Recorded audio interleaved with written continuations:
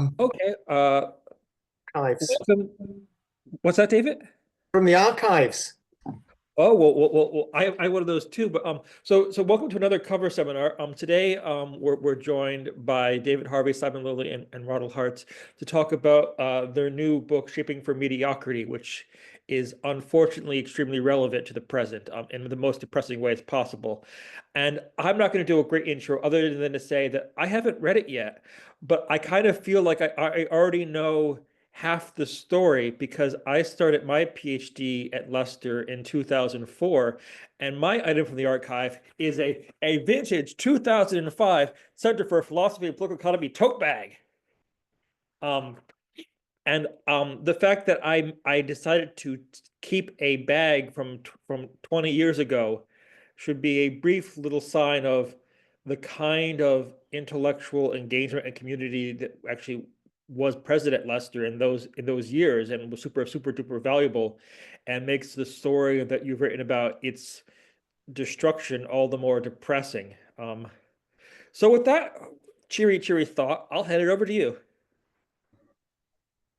Yeah, thank you, Stephen. I will share a few slides with you. Can you see the slides? Yes. It's okay? Yeah. Okay. So thanks, Stephen, and also thank for the invitation to the seminar, and also greetings from Germany, because I'm now back in Germany after the Leicester experience. And it's also nice to see my former colleagues and comrades David and Simon. I think I haven't seen you for 2 years or so on screen, so we are in regular contact with each other. But I think I haven't seen you for quite a long time. So this is also nice event, to meet you and see you again. So we agreed that we will talk about different things which are related to what happened at the University of Leicester, and which we discuss in the book to more less greater extent, so to say. And I would like to start with give you a brief overview about what was called shaping for excellence. And then I move on, and I would like to focus on the topic of academic freedom. So there's a separate chapter about academic freedom in the book, and I will just highlight a few issues which I think, or we think, are important here for our case, but also in general for the situation of academic freedom in UK higher education, and as well as in other countries, as for example in the United States right now. So shaping for excellence. Let's go back to year 2020, October 2020. There was this announcement of Shaping for Excellence program, and we were told, and I quote from the announcement from the Vice Chancellor, so to compete on a global level, we need to focus our efforts and build on our core strength. We can't be excellent at everything. So we need to invest in certain areas of the university, and to build on our position as a world-leading university. In order to do this, we need to make some difficult decisions by disinvesting in certain areas of the university. So this was the announcement and all this world-leading stuff and so on, and excellence.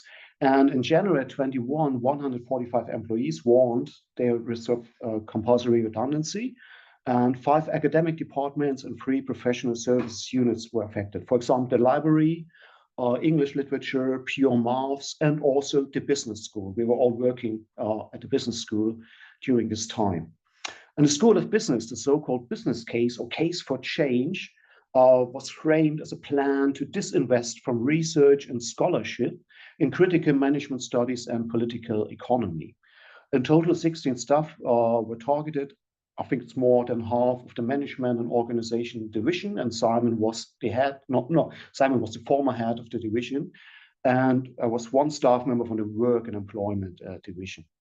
So then the struggle starts over the next 7 months. There was a lot of social media outcry, a lot of open letters, letters from scholarly association and journals and individual scholars who criticized this plan in terms of critical management, so disinvestment from critical management studies, but also criticized other aspects of this process.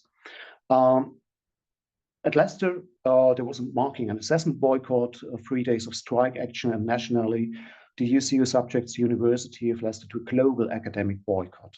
And we estimated approximately 200 employees left the university by reason of voluntary redundancy or resignation. In August 21, the final 26 employees were dismissed by reason of compulsory redundancy, and including 9 from the business school. If you're interested in a chronology, quite detailed chronology, you can check out this website, which was created afterwards, the event, which also contains a lot of documents if you're interested in the whole process and the whole struggle, which is also discussed for sure in the book. So let's move on to my topic on academic freedom.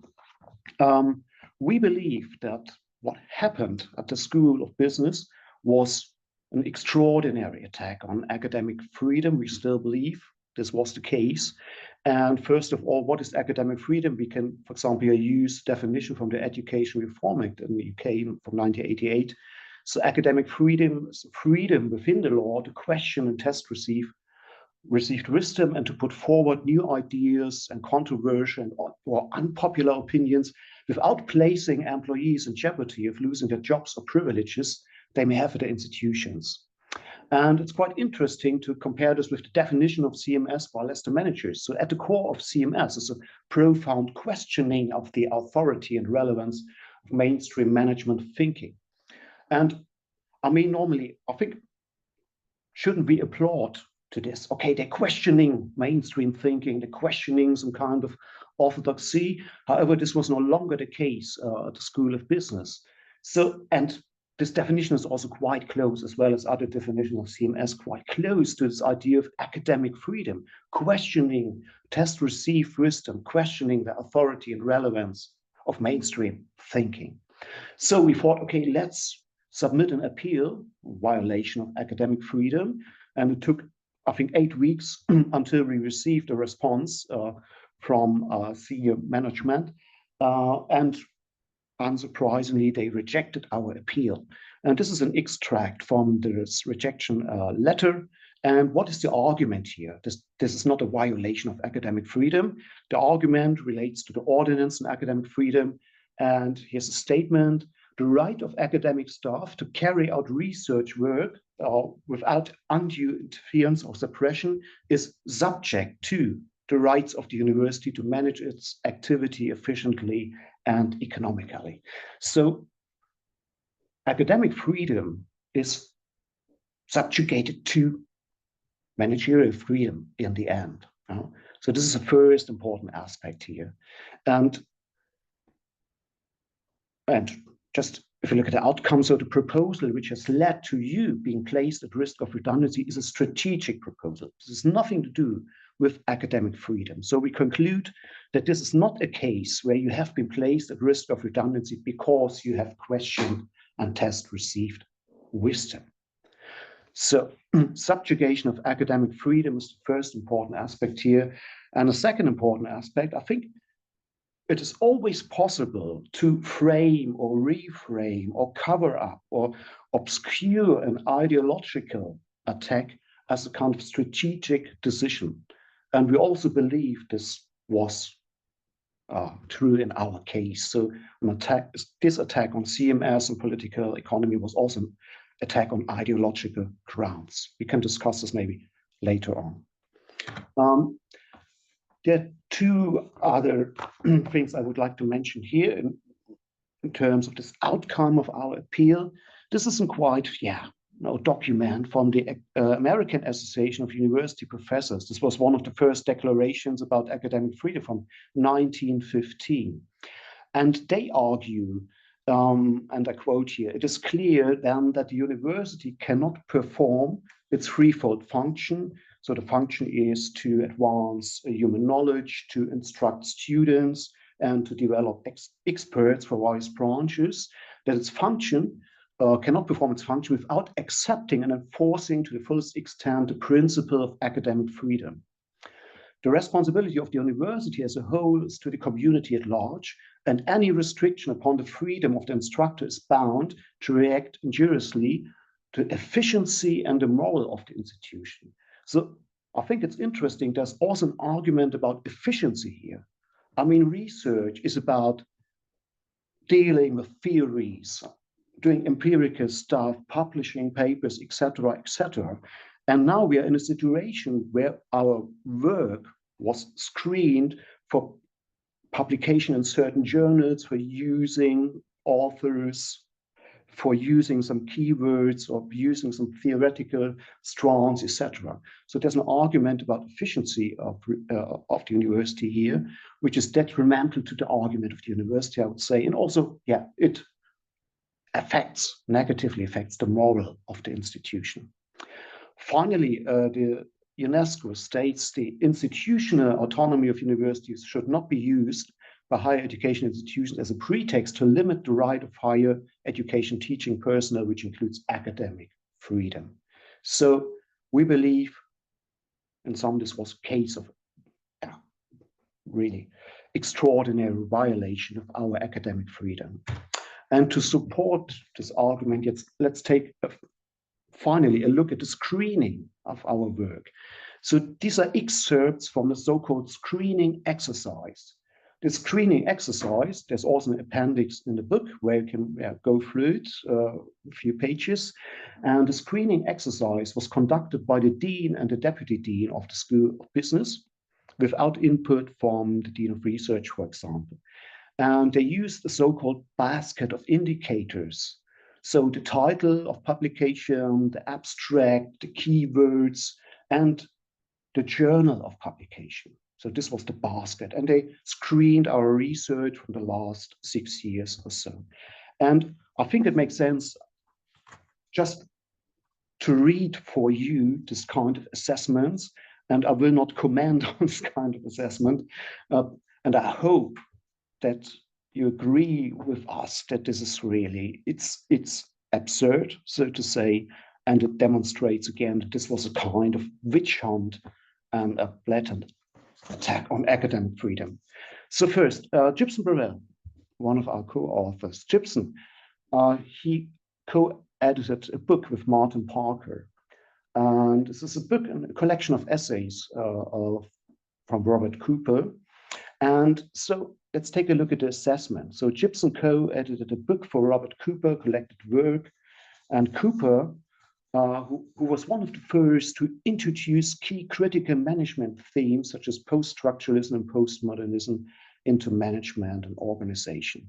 So Gibson is guilty, for bringing this work to attention. Another article from Burrell and Mike Reed, I think Mike is here and listening to us. So the need for contestation, focus on the critique of the emergent orthodoxy within organization theory. So critique of the orthodoxy. Next one is an output from me. I was invited to write a chapter for a handbook in German, a handbook on organizational sociology, and a chapter about postmodernism and post-structuralism and organizational research.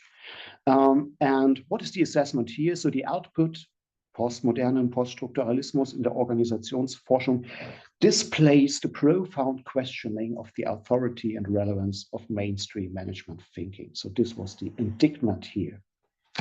Let's move on to David. Oh, unfortunately, David has published 2 articles in the journal, Critical Perspectives on Accounting, that, as the name suggests, offers critical perspectives. Even more, he also used critical finance studies as a nominated keyword phrase. Okay. Finally, Simon published an article in the journal Sociology. Unfortunately, the article, Material Returns, is mainly a sociological perspective, which does little to contribute to debates connected to mainstream business and management understanding, etc. So this was just an extract from this kind of screening. And it's not, so to say, but content of the article. I'll just show you this to demonstrate this kind of anti-intellectualism, so to say, this anti-intellectualism which just neglects the tradition of a field, which is not interested in theoretical trance and how field operates, which is more or less interested in keywords like postmodernism, critical, post-structuralism, etc., critical. And this also, in our view, demonstrates a clear violation of our academic freedom. I will stop here and thank you for your attention. Thank you for listening. And I think David will speak next. Thanks, Ronald. So I want to kind of shift a little bit and talk a bit about kind of how it felt to be made redundant and some of the feelings that I think we need to recover and kind of engage with if we're going to successfully fight redundancy struggles. I mean, I understand that at Essex, you know, there've been cuts, there have been recruitment freeze for I don't know how long, and there's a possibility, like, you know, around half of institutions, of compulsory redundancies. So that's why I think these, you know, we have a lot of lessons to learn. So the three things I want to talk about are affect, or how does it feel, feelings, and identity and accountability. And I think we kind of have to grapple with all three if we're going to fight successful redundancy struggles. I'm not going to talk too much about affect because I've talked about this before and it's actually quite difficult. But I'm talking about, you know, in terms of Spinoza, Baruch Spinoza philosophy, he defines affect as simply as emotions that enhance or diminish our capacity to act. So being made redundant is a really violent process.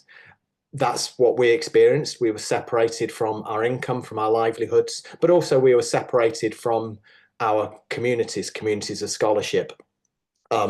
So I worked at the School of, well, it used to be the Management Centre, then the School of Management, then the School of Business. I worked there for almost 17 years. Simon worked there for longer, Gibson for a little longer, Ronald for a few years. Stephen, our host, was there when I first joined. So we had between us decades of kind of creating this community, and that was destroyed.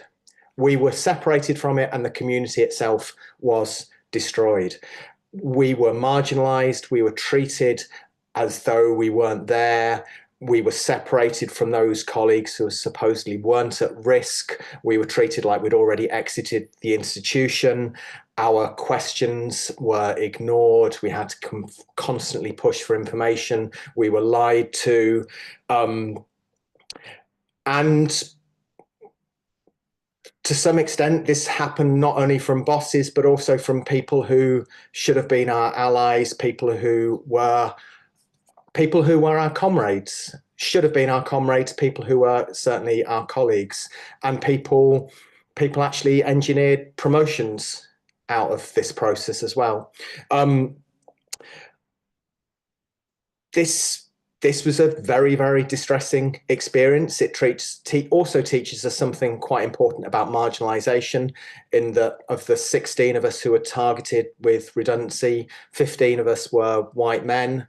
And yet, you know, we were treated, you know, we're not accustomed to these sorts of things happening to white men, and yet they did. But it teaches us that marginalization is an ongoing process, and it happened to us because we were critical of management, either in our role as union organizers or because we just asked questions of management.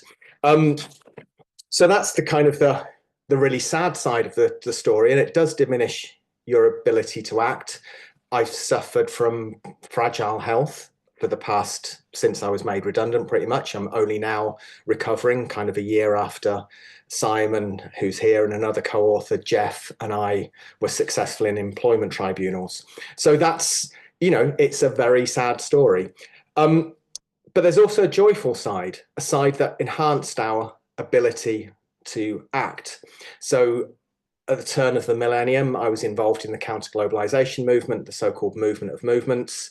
I and some other co-authors, comrades, used the term moments of excess to describe those political or social or cultural moments when struggles seem to exceed their demands, to overflow their limits, when those struggles threaten to destroy or at least undermine the very institutions that contain them and that contain us, when those struggles make other worlds visible and therefore make more possible those other worlds. And for much of 2021, that's how it felt at the University of Leicester. It didn't feel like we were fighting only or even primarily to save jobs, not only ours, but of around 145 people. It felt like we were fighting for the university. It felt like we were fighting to create a university that would not be ruled by financial logics, and Simon will be talking about finance in a bit, not be ruled by neoliberal managers, a university that would pioneer a new model of governance, collective, collegiate, diverse and inclusive of all members of our communities, a university that would serve the needs of society, not of capital. So in fact, on April the 1st, 2021, we, that is Leicester UCU, tweeted to this effect. We welcomed the resignations of the Vice-Chancellor, his deputy, the Chair of Council, and anticipating such a university. And the thing is, at that time, it didn't feel like an April Fool. It felt like an entirely possible outcome. And if that outcome hadn't felt possible, I wouldn't have devoted so much of my time and energy to that struggle. I was only able to throw myself into that struggle because I thought that outcome was possible, that would be able to make the university ours. And I feel like we need to, if we're going to be more successful in other struggle, other universities, we need to recover that joy and that vision. Because the university is already in ruins. And, you know, we quote the Spanish anarchist Durruti, who says, we're not afraid of ruins. We created this world so we can create another. Turning now to the question of identity. And I think this is a really important thing we need to get our heads around again, if we're going to be more successful. Who are we? Who is us? And like marginalization, it points to a process, categories that are not fixed, identities that are divided and shifting. So lots of colleagues did support us in 2021, and they threw themselves into the struggle as though it were their own, which it was. Several suffered career detriment as a result. And they are and were our comrades. But others, far too many colleagues, did not support us. And this includes people who boast of their radicalism, of their criticality, people who in polite society would most certainly argue for the public university and academic freedom. In fact, several of the architects and executors of our dismissals would make those arguments. But the university as an institution is not polite society. It's a front line of the class war and has been for the past 4 decades. And what's peculiar about universities, I think, is that a lot of academics have successfully navigated split identities in order to get ahead.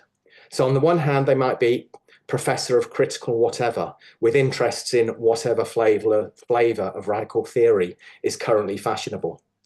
But on the other hand, they are dean of this, that, or the other.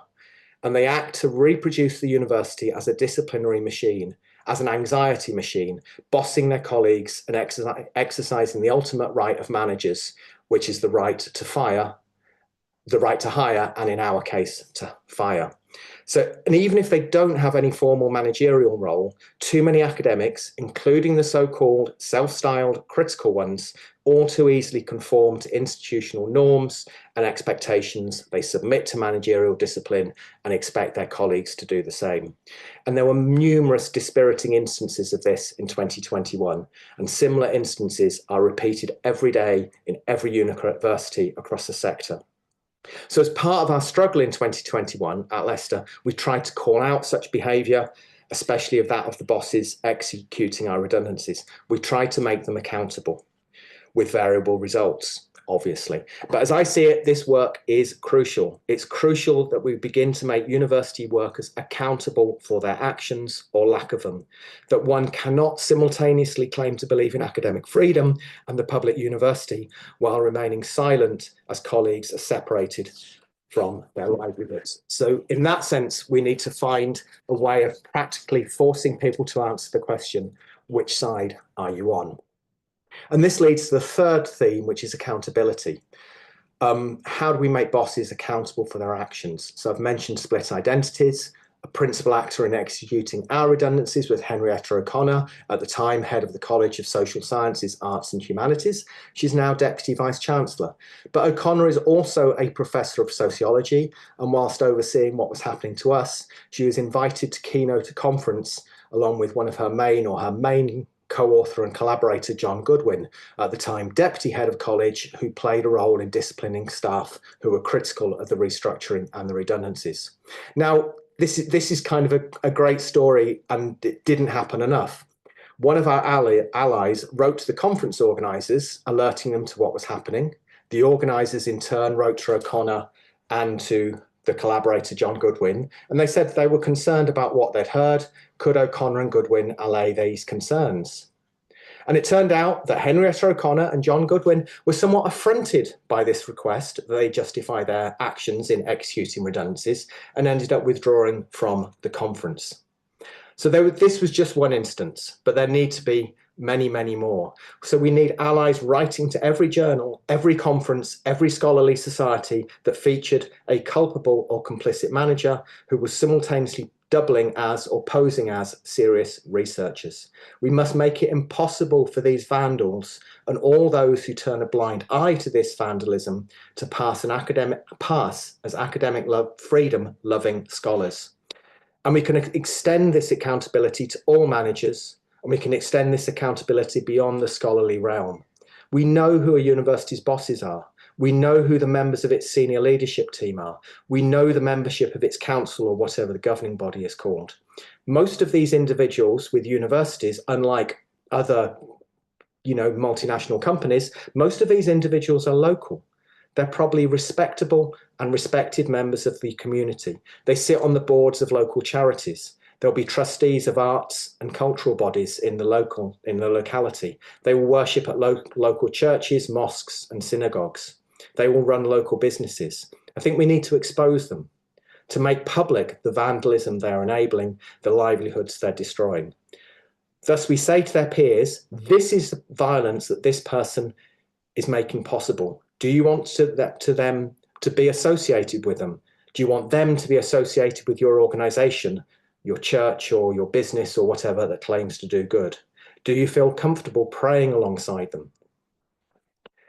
And in 2021, we started to map some of these connections with only limited success because there were millions of other things that also required doing. But that's, I think, one of the ways that we have to, there are many, many things that we have to do, but this is one of the things that we have to do if we're going to make these struggles more successful and reclaim the university. We have to find ways of making these individuals responsible, making them accountable. And I'll pass on to Simon. Thanks, David. Thanks, Ronald. Okay, you've had the coherent bit. Let's see what I can do to unravel that for you. So, picking up on the theme of accountability that David raised there, in the book we make an attempt to contextualize and really use Leicester as not just a tragic case, but a tragic case that can tell us much about what's been going on in the governance and orchestration of British higher education. And as David says, there's a fairly evident period of increasingly intense class struggle that spans about 40 years. And it's part of what Stuart Hall called the Great Moving Right show, and it's instigated by the ideologues around Thatcher and Thatcher herself, and their kind of detestation of the fact that there were public institutions with public money in them, allowing the existence and indeed the thought of those that were deemed from their perspective on what's right and proper to be engaging in seditious, dreadful activities that shouldn't be allowed. And that took the form of a long process of reforms that effectively tried to move universities away from a more collegiate, collective model of governance. I guess if you're looking for examples in the corporate world, consultancy firms are often orchestrated in this way, and universities, in many ways in their governance, bore a lot of resemblance to consultancy firms, some consultancy firms at least. to one that was much more akin to your kind of standard PLC, with a board directing things, leading things, manoeuvring this corporate behemoth in appropriate directions, which of course, if not done with very, very considerable amounts of care, runs the risk of riding roughshod over exactly the concerns that Ronald was raising.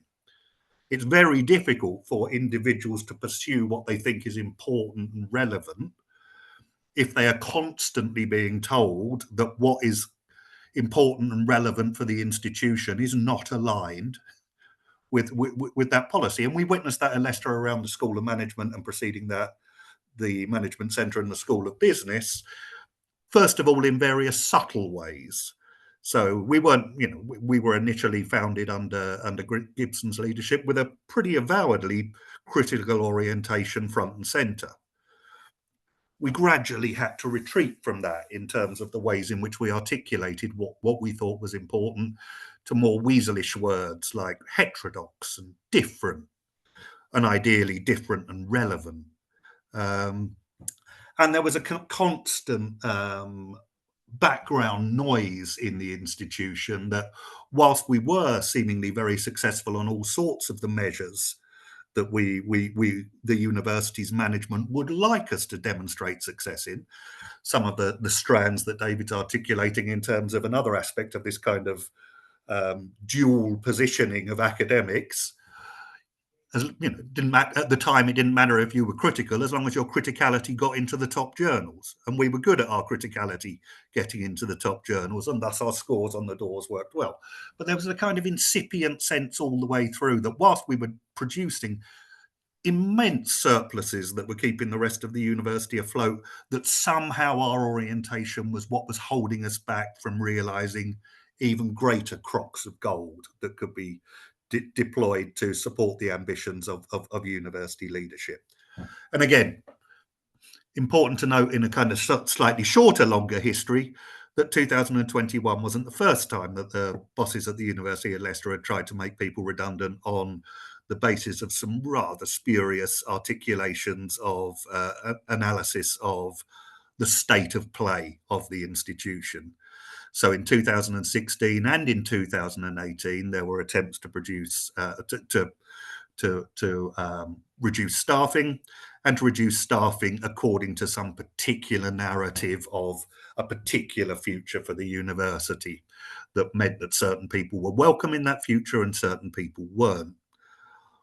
One of the things that was interesting about that is that despite the rationale, or the apparent rationale, for these changes being different in 2016, 2018, and 2021, curiously enough, many of the same individuals who were being targeted in 2016 were also being targeted in 2021 and in 2018, despite the shifting basis for selection, which does suggest, again, has come through from both my colleagues' comments, that something else might have been afoot in terms of who was being chosen and who wasn't being chosen. The biggest difference between 2016 and 18 and 2021 is that the spotlight for the first time fell properly upon the School of Management, or the School of Business as it then was. And I don't think it's any accident that that followed increasing involvement of staff from the School of Business and Management, shifting titles, in the struggle against the attempted redundancy campaigns of 2016 and 18, and particularly the form in which that resistance took. And the strand that I'm interested in here is the deployment of our own expertise to try and understand the logic that the university and its managers were articulating. I'm sure, given you work in a large university, in a large and successful business school, the irony will not be lost on you that we are positioned as experts in particular areas, and that expertise has financial value that we can sell through our courses, consultancy, external educational contracts, and all the rest of it. But the only people that seem immune or have no interest in that expertise are those that manage the institutions in which we work. I mean, can any of you remember ever being consulted about, given your expertise in organizational change, the best way to enact a change program, or given your expertise in accounting, the best way to effectively render the management accounts of a university to enhance its decision making. I certainly can't. So we had deployed that expertise in looking at the financial justifications in particular of some of the changes proposed in 16 and 18. And lo and behold, when you scratch the surface of the narrative, it became clear that people were playing rather fast and loose with the actuality. So in one case, for example, it became relatively clear relatively quickly with limited sniffing around the accounts that the financial justification of the absolute need for redundancies was in fact predicated on a series of financial assumptions that included the costs of those redundancies as part of the costs to be dealt with. Now, Occam's razor might suggest there was another route through that, which was if you didn't make the people redundant, you wouldn't face those redundancy costs, and thus there was no need for redundancies in the first place. And we did articulate that position, and we did also manage, with growing union density in the university, to actually make a credible threat of an all-out strike that actually brought to a close the last of those preceding attempts to make people redundant. But that was also met with, as a final statement from the key point of seniority with whom the union were negotiating at the time, the then Deputy Vice-Chancellor Edmund Burke, who now enjoys, I think, is it Aberystwyth he's ruining, or is it somewhere else in Wales? Bangor. Bangor, well done, thank you. He's currently helping Bangor achieve its ambitions, with him closing the last of the negotiations with a statement effectively along the lines of, "I won't forget this." In fact, literally along the lines of, "I won't forget this." So in a certain sense, it was perhaps no surprise that under the cover of COVID and the additional financial restrictions that universities found themselves in when they effectively discovered they were running a hotel and leisure complex with a side bet in education, as far as their finances were concerned, that provided the perfect moment, as the Vice-Chancellor said, to readdress again the shape of the university and shape it for an excellent future. So looking in more detail at the finances, and the reason we're highlighting this here is because this may well be of considerable interest to you at Essex, is that when we started to sniff around the accounts, we found all sorts of strange things going on. And I think we were helped in this by the fact that we happened to be bothering to look at the accounts at the right moment. So around about 2020, 2021, two mystical bodies started appearing in the notes of the financial accounts. One of these was UOL Investments Limited, and one of them was UOL FC Limited. I don't think FC was to indicate a football club, but we'll see. Both were incorporated in 2018, so started appearing in ghostly fashion in the accounts, but weren't really doing anything. And then they started to do something around about 2020 and 21. Now, you need a bit of backstory here as well. Obviously, with the changes in the way in which universities have been financed over time, the balance sheets of universities have shifted accordingly. So there is, and you would expect there to be, considerably more borrowing from the private sector than there was at a time when universities' estates were being built on the basis of grants from the University Grants Committee and similar bodies. But during the period leading up to 2021, let's start in 2016, which is when we had the first kind of changeover of vice-chancellors at Leicester. Around about 2016, the university had long-term borrowing of about 70 million on the basis of a turnover of about 300 million, which makes some sort of logical sense in terms of its manageability and its capacity to enable refresh of the estate, which is clearly necessary over time. During 2016, the first of the attempted redundancy campaigns took place. And in the process of that, the university found itself in breach of the loan covenants, or in potential breach of the loan covenants, with its lenders. Now, rather than address that by bringing borrowing more into line with the operating constraints that the loan covenants were stipulating, the university negotiated special dispensation on the grounds that the loan covenants were being breached temporarily as a result of restructuring costs that were deemed to be temporary. But the university did not then use that breathing space to tidy up that borrowing. Instead, it went and engorged itself more on further debt. And it did this in increasingly invisible ways. So the first thing it did was take out another 52 million in long-term debt through a series of 3 private placements with 2 US insurance bodies.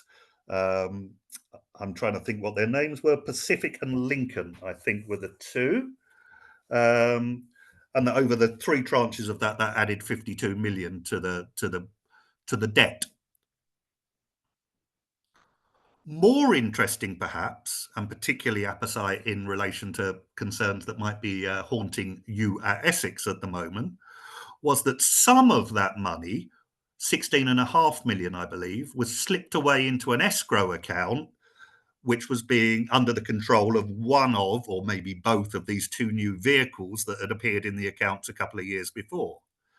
And that escrow account was there to guarantee an off-balance sheet deal, a so-called limited liability partnership, to produce more teaching space and more accommodation and a car park at Freeman's Common. But again, this was all done by private placement and is not available in the public domain for interrogation. The ways in which we found out about it were following some threads in the accounts, from diligent looking at the ways in which the land registry was capturing different liabilities and obligations upon the land, some of the land that the University of Leicester owned, but also, and perhaps most interestingly, from other parties to the deal who clearly saw it from their perspective as considerably more positive and worthy of visibility than the University of Leicester's bosses did. The University of Leicester's bosses seemed very keen to keep the machinations and the setup of the financing of these new investments where they currently sat, which was largely invisibly. But for those who were making their money from brokering these deals, they were deals to be shouted about to potential investors in terms of, look at this, it's great. Come and invest here. We'll give you a great return with minimal risk. So the setup is an odd one. It involves the Bank of New York as a security guarantor. It involves a construction company, Engie. It involves an investment company, Equitix Limited. And most intriguingly, it involves a Bermuda-based insurance operation called Assured Guarantee Europe, AGE. Now, between them, this body managed to issue bonds over a 50-year period, or in some versions it's 45. It seems to vary depending on where you look. And as I say, we can't get any definitive documents because they're all private. That would entail 145 million or so investment over that 50-year period, with investors receiving both their money back and a dividend upon it, and that payment upon it we know to be in some ways interest plus, inflation plus. So there's a variable element to it, and that's going to be paid whatever.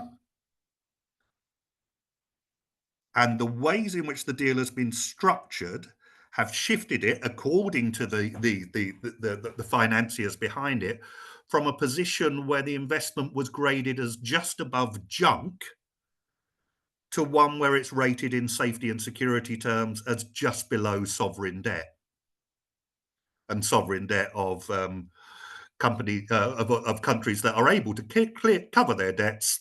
Not so much the UK anymore, but Switzerland would probably be a nice comparison. So someone somewhere is accepting the difference in risk between those two positions, near junk and near sovereign debt. And again, we can't find out the details of how it's done, but the only party to the deals with any real financial flows available to it is the University of Leicester. So the University of Leicester, admittedly off balance sheet, admittedly at a level remove, is, in the final instance, the one supplying the value that will recompense those who took out the bond investments in the first place. And the interesting thing here, and the reason we mention it, is because when we were sniffing around this, we found out that the University of Essex had entered into similar deals with a similar body of people twice, once in 2017 and once in 2021. If you haven't done so yet, I strongly recommend that you get some of your accounting and finance staff to start looking through the University of Essex accounts and follow the threads associated with those investments, because I very much doubt that they are not in some way involved in the financial position that is being articulated to you as the justification for the need for the restructuring and reshaping that you're currently undergoing. Alongside that, we also tell a tale of the way in which, again, similar to many universities, the more collegial governance model was not just watered down and altered at a national level through encouragement, but also enacted with some enthusiasm at local levels. So the University of Leicester's case, a body that used to act as something of a check on the council, which is the supreme governance body of the university, was its court. And over time, gradually, the membership and the rights of members of the court have been increasingly restricted to only those of lay members with previous academics who still nominally appear as members of that body, no longer have any rights to influence its direction of travel. And similarly, we also document the ways in which various committees that supposedly should have been overseeing and considering the risks and benefits attendant upon the decisions they were making, the audit committee and the finance committee, either failed to produce minutes or didn't produce even minutes of unreserved business. That we found evidence of them apparently talking about a new risk policy that had been approved, and that this was being circulated and discussed with staff more widely so that they could understand its implications. None of us had ever heard about this new risk policy. None of us can find any trace of it anywhere in the university's archives. So it's a story of both greater risk taking and increasingly obscure accountability, if there is accountability at all. And I think, actually, given there seem to have been a number of questions emerging in the chat that I haven't been able to see, and looking at the time, I'll stop there in order to give us plenty of time for questions. But thanks for the invitation again, and best of luck in your struggle. Thank you to all of you. I'm sure there are going to be plenty of questions, but I'm going to do the chair's prerogative to get asked the first thing horribly. And the first thing I want to ask is, what you're describing is obviously not unique to Leicester.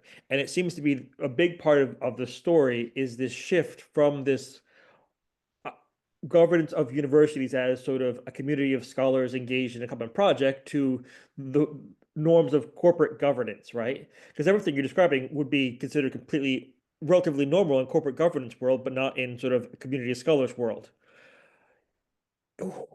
how did that happen? What was it something where it was all very subtle in the background, that shift that no one noticed, like we were all lobsters getting, in a pot of water, where we didn't notice the gradual increase until all of a sudden we're like, oh crap, it's boiling?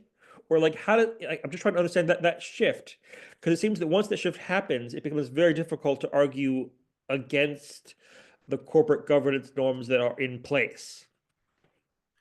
I think you're right, Stephen. I'll jump in there quickly and then hand over to colleagues. But the boiling of crustaceans or amphibians is exactly the image we've alighted upon as well.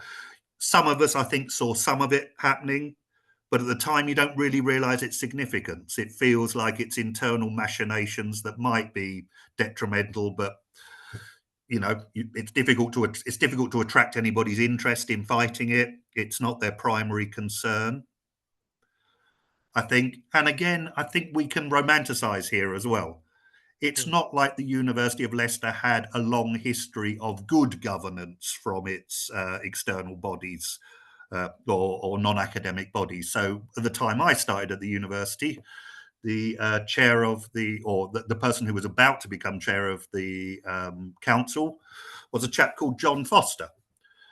John Foster, if you search Wikipedia for him, was one of the directors of, I think it's British Shoe Manufacturing Corporation or something, British Brush Manufacturing. But they were notoriously infamous for effectively having run a management buyout by raiding the company's pension fund, effectively. And lots of people raised various issues about that at the time, but nobody batted an eyelid. John carried on in role, and there's now a halls of residence named after him. Yeah, and I don't doubt you can find similar tales at other universities. It's not like good governance was ever front and centre in terms of the non-academic bit of university governance. Makes sense, yeah. Do we have? Just if you take a look at the literature, you can consult Collini, for example, or for the US, it's Ginsburg, The Fall of the Faculty. So it's a decade-long development, so to say. Can go back to New Public Management, Thatcherism, if you like. So, and yes, the boiling frog metaphor is used by Thomas Doherty too. I think Leo's states this in the chat. So I think there's no problem to reconstruct this kind of history. There exists a lot of books about it, so quite a lot of critical books about the development of higher education. And I think the interesting thing is, okay, how can we move on from here, and how can we reclaim the university? Is there any chance to reclaim the university? Situation in Germany is quite different to the situation in UK, for example, or in Italy. So there are also a lot of differences here, but we're also talking about excellence, etc. So we should be careful that we do not import all this bad stuff from the United States and UK to continental Europe, for example. This is a real danger here. And I was also thinking, just to add to this, about this idea of stakeholder and stakeholder management, which was heavily used also in our case. So we as staff, we are stakeholders, and the students are stakeholders, but there are other key stakeholders. We don't know what are the key stakeholders. We have no idea, but the Vice Chancellor talked to the key stakeholders, and they said to him, we can't go on like this, etc., etc. So the stakeholder approach is quite interesting here. And the only group of people who's not a stakeholder is the senior management, because they represent the university. So, and if staff and academics are constructed as stakeholders, it's not a surprise that they criticize such a system, because they have some interest, which is not an interest of the university, which is represented by senior managers. So we have to deal with this critique, etc. But as the Vice Chancellor addressed several times, okay, we expected this. This is normal. So these journals who criticize us, this is normal, this scholarly associate, because this is just a stakeholder. And there are a lot of other stakeholders which are much more important than these academic bodies and etc. So this is part of the story, and part of the development is shift from or shift to a stakeholder approach to manage university.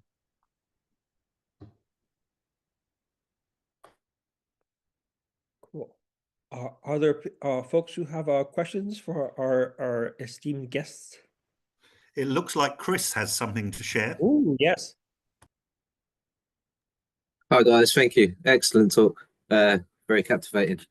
I'm just thinking, what, given the parallels with the situation at Leicester and what you were suggesting about Essex, I'm just wondering, what are the networks involved? You know, so say for example, do universities UK have something?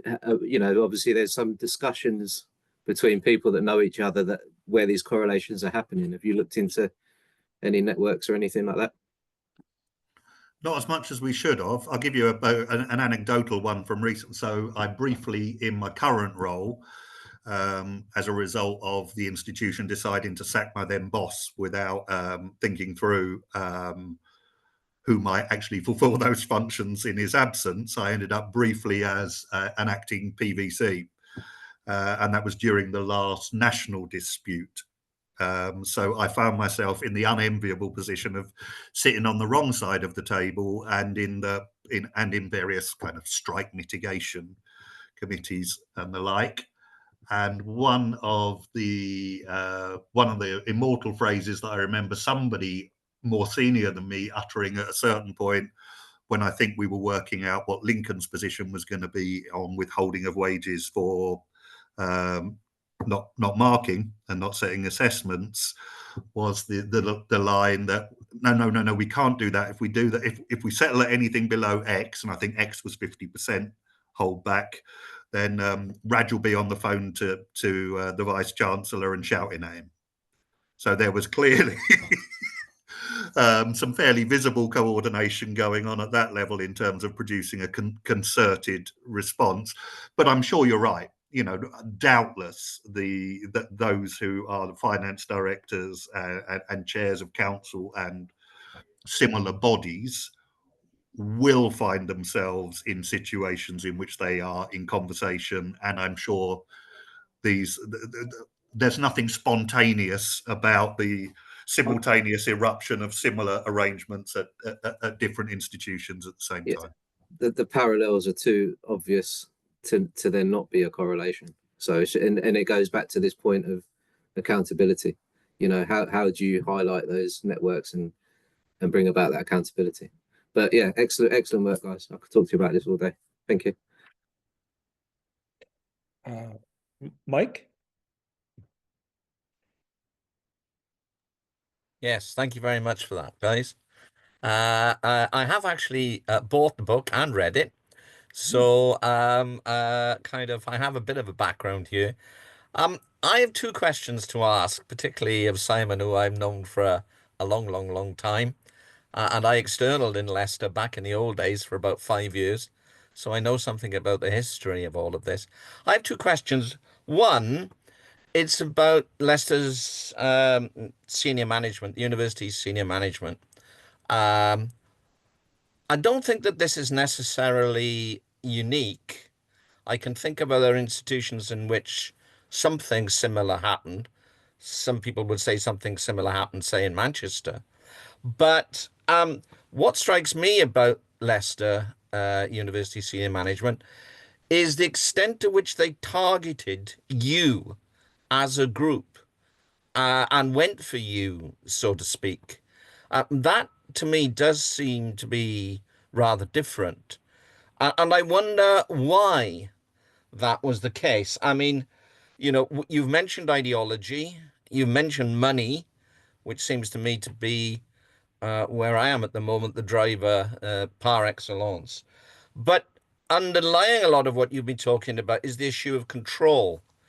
Now, maybe to me, what was going on here on the part of the university senior management was in some respects, they seemed to kind of believe that they'd lost control of certain areas of the university, and that to some extent you were used as an example to show how that control could be reasserted. Second question, so that's a comment, you know, interested in your response. Second question, on reading through the book, the role of the UCU in all of this, it again, it it seems to me that UCU are not really as on stage as much as they ought to be. They don't seem to be really one of the key dramatis personae here, kind of thing. And I wonder why. Thanks, Mike. I'll start with the latter, but I'm hoping David will say something more about it when I've also said something about the former. So on the latter front, I think you're absolutely right. And just a couple of bits of evidence to invoke. We did, David, Jeff and I, receive union support for our taking the university to tribunal, but we did so under very, very restricted terms. And those terms are understandable in relation to the existing legislative protections that are in place. In effect, our lawyers and our barrister advised us that you're not going to win these aspects of the case. You cannot prove union victimization. The tribunal has no competence to judge on academic freedom and its violation, but you can get them on the grounds that they did this job so sloppily that it's a kind of open goal to point out that they just did not methodically sort the sheep from the goats and keep records of how the sheep and the goats were being separated. I'll leave it at that. But there were at least 3 other cases that ran to tribunal that the union didn't support. One of those, I believe, but I'm not certain, received a very, very substantial out-of-court settlement recently in order to close. The other 2 both won their cases representing themselves, or won aspects of their cases representing themselves, including in one case a win that actually named 2 individual university managers, as well as the university, as culpable for what had happened. And I don't know what the resolution of that was in terms of what payments have been obliged to be made. I think that's still working through. Going back to the first point, yeah, I think you're right. There was always, and you'll have heard this from Gibson as well as from me, there was always a very curious tension between aspects of the wider university and the school, even during the period when it was quite visibly being supported from on high and was clearly doing well in all sorts of external performance measures. But there was a kind of the vice chancellor's second in command, that the individual that all universities have, who one day wants to be a vice chancellor but isn't going to get to be one because they're going to make too many enemies in doing the vice chancellor's dirty work. That individual spent his life sniping at us and trying to take us out at the knees. And it wasn't him that did this in the end, but that kind of atmosphere pervaded. I was very, very clearly personally targeted. I think others were targeted for union affiliation and all the rest of it, but I'm fairly certain of that by the treatment that Jeff received, in that it became fairly clear that Jeff was only on the hook as collateral damage. Given they'd chosen to make the case on research, the fact that I write most of the time with Jeff meant they couldn't take me out without taking him out. And that got to the point where I looked as if I was going to take a settlement at one point and then didn't do so. But in the period when it was known that I might take a settlement and hadn't yet said that I wouldn't, Jeff was told in no uncertain terms by the then dean that it was likely that he would come off the list next week. So that's fairly obvious to me that I was a primary target. I think one of the other things that suggests that is that when I stepped down as head was when the first kind of phases of the reorchestration of the way in which the school should be managed and the school's priorities started taking place, but it took place incredibly rapidly. So it's kind of like the second I left the premises for sabbatical, all of the stuff they wanted to enact that I seemingly have been able to hold back to an extent, they just enacted. And I think it's very easy to fall into the trap of assuming that there's more logic and coherence on your opponent's side than there actually is.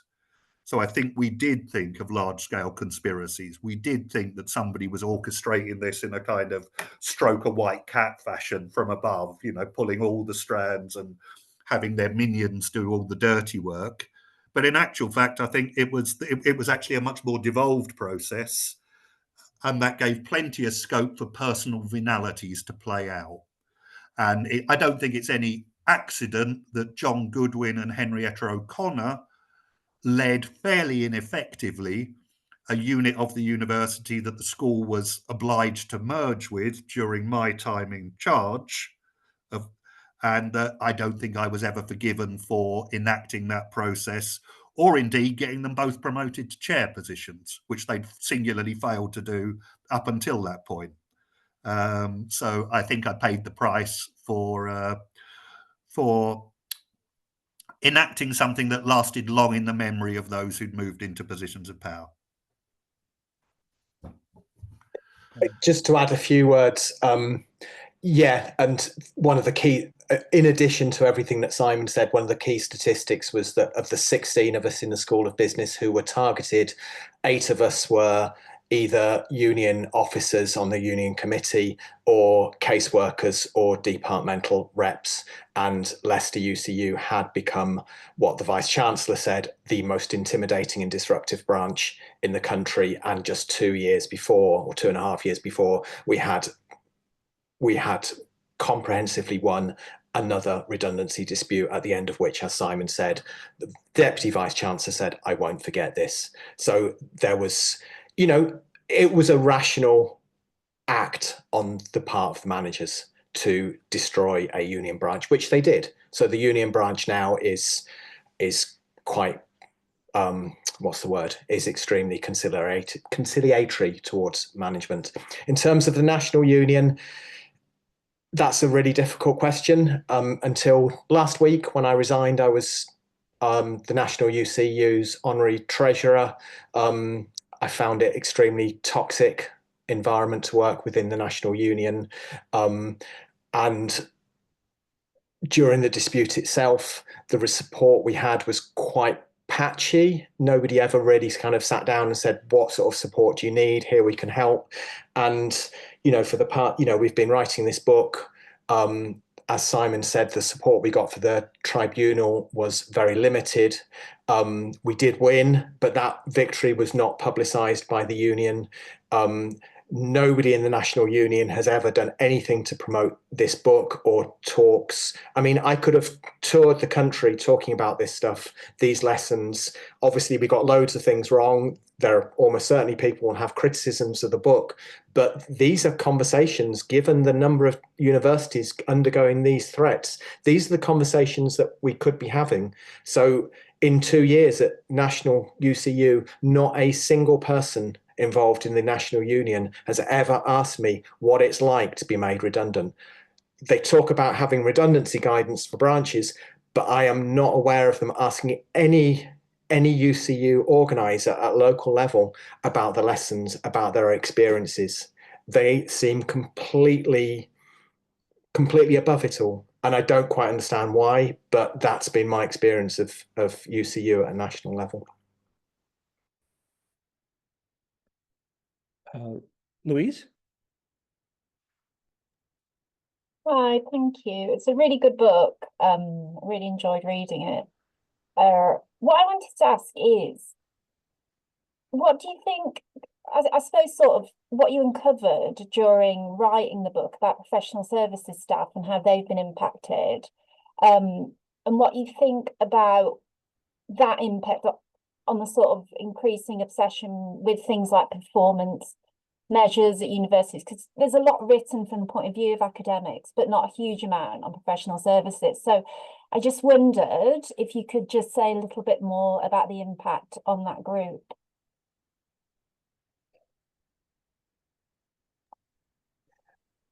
It's a really good question. Go on, David. Yeah, my sense is it's an increasingly thankless jobs working in professional services, because one of the statistics we uncovered was that over a period of around 15 years, up to about 2020, from memory, the number of students at the University of Leicester doubled, income roughly doubled, number of teaching staff and research staff increased by about 20%, but the number of professional services staff increased by 150%. And so there's this, so that part of the university and universities in general have become bloated, but this is also really problematic. We need timetablers, we need student counsellors, we need librarians, but increasingly administrative staff are administering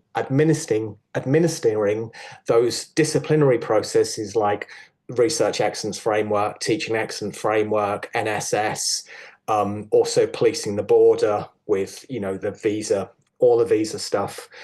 And yet they're doing so in increasingly difficult circumstances, as in, you know, they're frequently less well paid than the people that they're policing. Academics don't want to provide this information yet do it all the same. So, you know, there is this real squeeze on professional services staff. And anecdotally, I think probably a lot of professional services staff are actually aspirant academics. They have higher degrees, they have masters, sometimes PhDs. Some of them that we knew at Leicester, they go to conferences when they have the opportunity. So there's this kind of, there's, you know, a kind of an obvious response here would be to, you know, to offer those professional services staff, well, you know, get involved in teaching, get involved in, to shift them from, you know, work which I think they would describe themselves as bullshit jobs, to actually creating the wealth of the university. Yeah, so I think it is a good question, and those sorts of answers should come from professional services staff themselves, but I think they are a neglected part of the institution. They're not well served by UCU. Some of them are in the other main unions, Unite or Unison, and again, those unions have typically been less engaged on campuses. I think it's also important to note that there's no homogeneity there. So we confronted people who were, dare I say, enthusiastic collaborators with the process of disciplining us and driving us off the premises. We also experienced working with very, very decent people who were horrified at what they were doing. And I think the most obvious example in the book is the HR professional Alex, pseudonymous, who I recently met for a coffee, actually, and we were talking through the horrors of the situation. But they left the university in disgust, without another job to go to at the end of the process. And even during the process, despite its appallingness, were desperately trying to do the right things and desperately trying to provide care for some of the individuals who were being extremely distressed by what the targeting that was going on, to the extent of suicide ideation and attempted enactment. It wasn't pretty. But yeah, real mix in terms of how people related to the overall thrust of the restructuring program. Some very clearly on our side, some ambivalent, and some absolutely, eager for the opportunity to join in giving us the kicking we so rightly deserved. That's really useful. Thank you. Leo? Hi, everybody. Thanks. And yeah, I'll just echo Louise and Mike's comments about how great the book is. I read it a few months ago, read it in about a week. It's just completely compelling and beautifully written. You've done an amazing piece of work. And it's really important what you've done. And I think it's placed a real powerful marker. There's a whole bunch now, massive literature on critical university studies. This book is a really powerful contribution to that. And I'm thinking about how we do more. Now, obviously, in the academic world, what we do, we like to write, we like to discuss, okay? But also, tactically, what do we do? And one thing that's a huge mystery to me, alongside Louise's very accurate point about PSS, is what do we do about students? Now, Ronald spoke about this language of stakeholders. Surely they're number one stakeholder on campus. You'd think, certainly the largest, right? And yet, in these disputes, I've found it extraordinarily difficult not only to make contacts across departments, which these things are very commonly multi-school things. Leicester was, all of these ones have been, right? So making connections across the university among fellow academics is hard enough. Making them with PSS is also tricky. And with students, it's weirdly almost impossible. Now, there must be a way, right? Students don't want their staff getting sacked. Students are already up in arms about how much they pay and how little they get in return. Spending per student comes down every year, right? The accommodation is often crap. 25 students to a seminar group, no books in the library, academics being sacked. You go on and on, right? And there's this massive media construction of university as a rip-off, which is partly true, of course, right? Largely true. It's expensive and you get very little back, right? You do most of the work yourself, right? So there's loads of things coming together that allow us to connect the academic critique of the university with the students' critique of the university. We're on the same side, we're on the same page, and yet we can't connect politically. We can't get it to happen. It's very rare that I've seen mass student involvement in any kind of on-campus. There's certain criticisms, there's certain political campaigns that do attract a heavily organized student groups, but it's not to do with us. It's not to do with academics. It's not to do with the crisis in the university, at least very rarely explicitly. There's also quite a lot of sympathy with strikes, weirdly, more than you might think, right? You'd expect them to hate academics going on strike, but they often sympathize, right? So it's really frustrating. Why can't we get this right? Why can't we get the biggest community on campus to be part of an organization against these continuous attacks on our employment? So any of you in connecting with the Leicester students, why was it so hard? And it doesn't really feature in the book. So just any comments would be great. Thank you. Well, thank you, and brilliant comments, Leo. And indeed, I could say similar about your own ongoing work in terms of revealing some of this elsewhere. I think actually, curiously, in 2018, we were rather better at getting the students involved, and that's probably in large part why we were successful. They were. But I think that there are some obvious problems. One is the scale of turnover. Of course, the memory is hard to sustain when the bodies are being replaced on a 1-year cycle for masters and 3-year cycle for undergraduates. Secondly, they know they're ignored. So we did manage to orchestrate with the student union a vote of no confidence. The vice chancellor just ignored it and then started disputing the phrasing of the motion that was put to them, and indeed has since tried, I think, to intervene in the union's constitution in order to make it harder to do those sorts of things in the future. And I think the other big one, of course, is the time this was done to us. It was not easy to connect with students during a pandemic. It was hard enough to connect with each other. I mean, we ended up with so many different electronic means of communication operating between those of us being affected that it genuinely felt as if you were just under continual electronic barrage, because you'd have about 12 different social media open at the same time whilst you were trying to, represent an individual in a so-called consultation meeting. And so there was that as well. And I think the real thing the one I keep harping on about in all of these presentations that we've been doing about it is, I think the real thing that's been revealed in terms of the strength or the potential power of students in this is that understanding of the way in which the financial shenanigans interlock.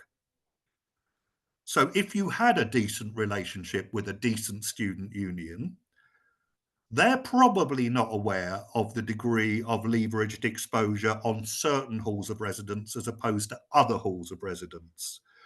It wouldn't take long for a well-targeted rent strike to collapse a university's finances were it done in the right hall of residence. But as far as I can see thus far, nobody's managed to successfully run one of those conversations to the action that would ensue to see what the actual outcome would be. Yeah, maybe just let me add two aspects. I think also the vice chancellor accused the student union of defamation, so publication of defamatory material. And so I think this has a clear chilling effect on the student union, and because they're also dependent on, I think, financial issues, the universities. I think this was the resistance of the students or the student union were broken because of this reaction of the vice chancellor. And another colleague, he could not speak about what was going on in the classroom. So he was told by the dean, okay, this is not a place to talk about what was going on here. It was also an affected colleague during this time. So this is another aspect. So we are not allowed, this idea of confidentiality, which is all around this case. And we were very open. We published everything. So we waived this idea of, which is a tricky issue, I would say. It's also a kind of risk, individual risk, but I think it was the right thing to do, so to say. And there's another issue. Finally, I think we have to, in terms of reclaiming the university, we have to also reject this idea or the narrative or the managerial narrative about student experience. What means student experience? So is this the new car park or building or whatever, or is it the lecture in the classroom and the way we teach and we communicate our research to them and build a community, so to say. So this notion of students' experience, which is framed or is framed by the management, is quite problematic, and that managers are the voice of students or represent the will of the students, which are also quite problematic. So any kind of strike action or is a kind of disruption of this kind of experience, and we have to reject this idea. Yeah, just two things to add, really. One is, I think there's a myth amongst university staff that, you know, some forms of action kind of carry no risk. And I think we have to accept that anything we do will have risk, and any worker ever who's gone out on strike has risks their own job, because if their strike is too effective, then their employer's profitability will decline, and therefore they might close and they will lose their job. And we kind of have this idea that some things we could do are riskless. And I think one of the things we should be thinking about targeting is, instead of going on strike during teaching or exam time, in terms of targeting recruitment around clearing, open days and clearing. And the other thing, and this is obviously really, really hard because these payments are deducted from source. But we, a stretch goal is a, debtors movement, a movement against student debt, because student debt not only affects current students, recent graduates, but it includes, any academic up to the age of 40 probably. So a large proportion of university workers also, are indebted.